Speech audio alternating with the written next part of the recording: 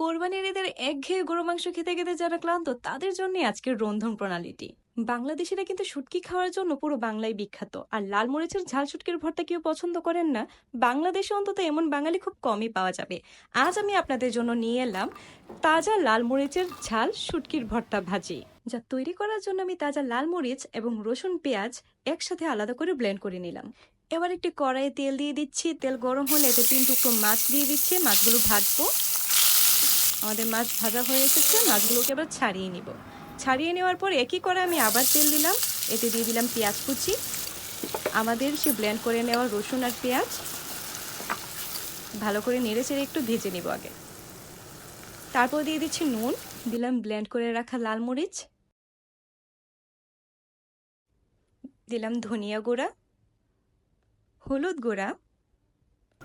এই পর্যায়ে দিয়ে দিলাম আমাদের আজকের অন্যতম প্রধান উপাদান শুটকি, চাপা শুটকি অথবা শীতল শুটকি। দিয়ে দিলাম ছাড়িয়ে রাখা মাছ, পুরোপুরি শুকিয়ে যাওয়া পর্যন্ত আমি রান্না করতে থাকবো এটা। মাঝে দিয়ে দিলাম ধনেপাতা কুচি।